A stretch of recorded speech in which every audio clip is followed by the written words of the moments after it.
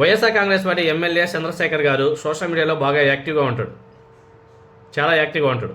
అదేవిధంగా వాళ్ళ అసెంబ్లీకి వెళ్ళకపోయినా బయట నుండే మంత్రులకి సూటైన ప్రశ్నలతో లేఖలు కూడా రాస్తూ ఉంటారు.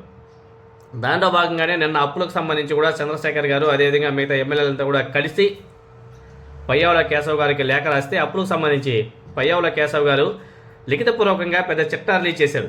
అప్పులకు సంబంధించి అడ్డంగా దొరికిపోయారు. కూటమి ప్రభుత్వాన్ని అడ్డంగా ఇరికించేశాడు పయ్యావుల కేశవ్.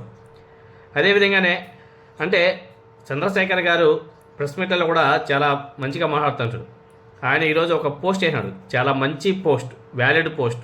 ఆయన ఏం చేశాడంటే, మార్కాపురం జిల్లా కేంద్రం అయింది, ఎర్రగొండపాలెం రెవెన్యూ డివిజన్ అయింది, అమరావతి ప్రాంతం అమెరికా అయ్యింది, తిరుపతి పట్టణం వాటికన్ సిటీ అయ్యింది, మంగళగిరి మినీ దుబాయ్ అయ్యింది, ఆంధ్రప్రదేశ్ స్వర్ణాంధ్ర అయ్యింది, నేను ఈనాడు పేపర్ చదవడం పూర్తి అయ్యింది అని చెప్పేసి ఆయన వెతకారంగా కామెడీగా ఒక ట్వీట్ చేశాడు కూటమి ప్రభుత్వాన్ని ఉద్దేశించి. అంటే వీళ్ళు అధికారం చేపట్టినప్పటి నుంచి రాష్ట్రం ఏ విధంగా అభివృద్ధి చెందుతూ పోతుందో సింపుల్గా ఒక 5-6 సెంటెన్స్లోనే పూర్తి చేశాడు. ఇలా ట్వీట్లు చేయాలి. ఇలాంటి మంచి సబ్జెక్టు పోస్టులు చేస్తే ప్రజల్లో కూడా ఒక ఆలోచన విధానం అనేది పెరుగుతుంది. వాళ్ళు కూడా ఆలోచన చేస్తారు.